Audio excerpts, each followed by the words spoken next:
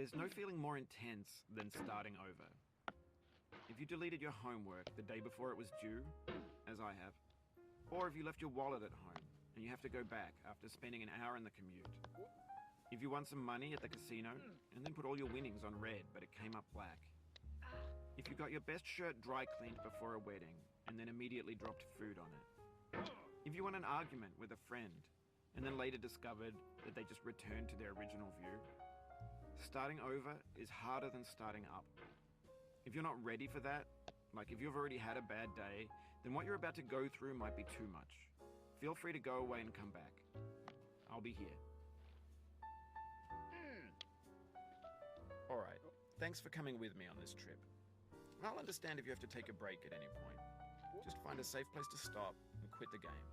And don't worry, I'll save your progress, always, even your mistakes.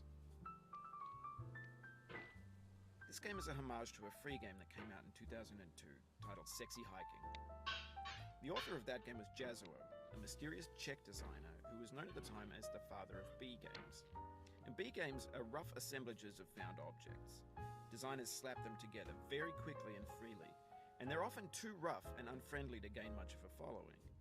They're built more for the joy of building them than as polished products. In a certain way, Sexy Hiking is the perfect embodiment of a B game. It's built almost entirely out of found and recycled parts, and it's one of the most unusual and unfriendly games of its time. In it, your task is simply to drag yourself up a mountain with a hammer. And that act of climbing, in the digital world or in real life, has certain essential properties that give the game its flavor. No amount of forward progress is guaranteed. Some cliffs are too sheer or too slippery, and the player is constantly, unremittingly in danger of falling and losing everything. Anyway, when you start Sexy Hiking, you're standing next to this dead tree that blocks the way to the entire rest of the game. It might take you an hour to get over that tree, and a lot of people never got past it. You prod and you poke at it, exploring the limits of your reach and your strength, trying to find a way up and over. And there's a sense of truth in that lack of compromise. Most obstacles in video game worlds are fake. You can be completely confident in your ability to get through them once you have the correct method or the correct equipment or just by spending enough time. In that sense, every pixelated obstacle in Sexy Hiking is real. The obstacles in Sexy Hiking are unyielding, and that makes the game uniquely frustrating. But I'm not sure Jazuo intended to make a frustrating game. The frustration is just essential to the act of climbing, and it's authentic to the process of building a game about climbing.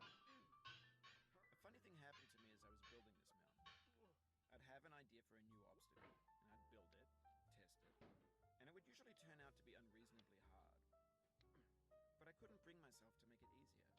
It already felt like my inability to get past the new obstacle was my fault as a player rather than as a builder.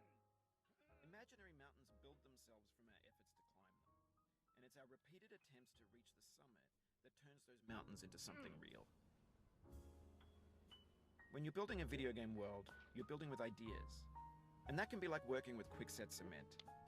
You mold your ideas into a certain shape that can be played with, and in the process of playing with them, they begin to harden and set until they're immutable, like rock. And at that point, you can't change the world, not without breaking it into pieces and starting fresh with new ideas. For years now, people have been predicting that games would soon be made out of prefabricated objects, bought in a store and assembled into a world. And for the most part, that hasn't happened, because the objects in the stores are trash. I don't mean they look bad or that they're badly made, although a lot of them are. I mean they're trash in the way that food becomes trash as soon as you put it in the sink. Things are made to be consumed and used in a certain context, and once the moment is gone, they transform into garbage. In the context of technology, those moments pass by in seconds.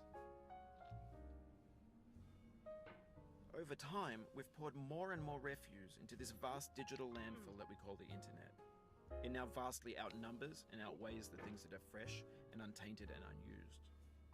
When everything around us is cultural trash, trash becomes the new medium, the lingua franca of the digital age. And you can build culture out of trash, but only trash culture. B games, B movies, B music, B philosophy. Maybe this is what digital culture is. A monstrous mountain of trash, the ash heap of creativity's fountain. A landfill with everything we ever thought of in it. Grand, infinite, and unsorted. There's 3D models of breakfast, Gen X's fanfic novels, scan magazines, green screen Shia LaBeouf, banned snuff scenes on Live League. Facebook's got lifelike bots with unbranded adverts and candid shots of Kanye and Taylor Swift mashups, car crash epic failed GIFs, Russian dashcam vids, discussions of McRibs, discarded, forgotten, unrecycled, muddled, rotten, untitled. Everything's fresh for about 6 seconds, until some newer thing beckons, and we hit refresh. And there's years of persevering disappearing into the pile, out of style, out of sight. In this context, it's tempting to make friendly content that's gentle, that lets you churn through it but not earn it. Why make something demanding if it just gets piled up in the landfill, filed in with the bland things?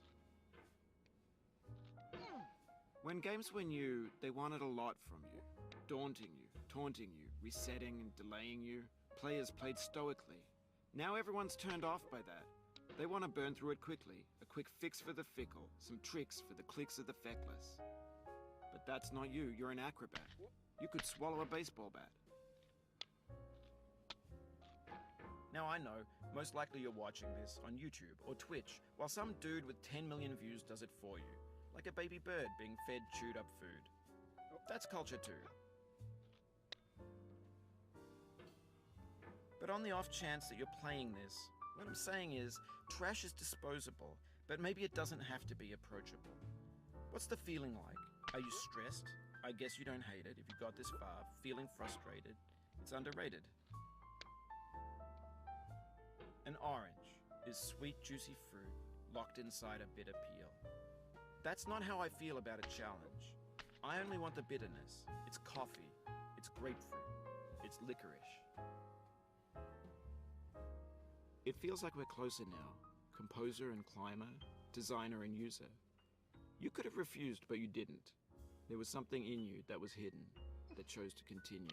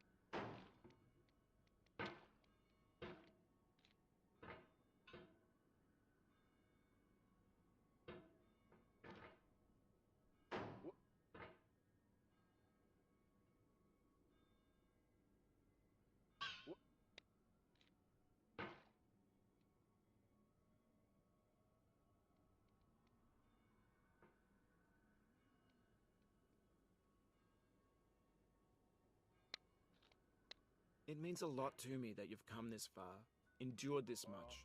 Every wisecrack, every insensitivity, every setback you've forgiven me is a kingly gift that you've given me.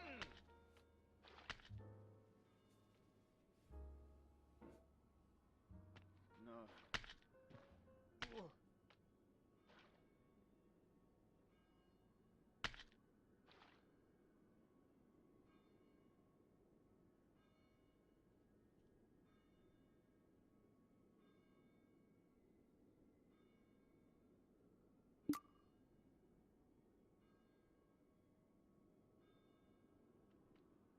We have the same taste, you and I.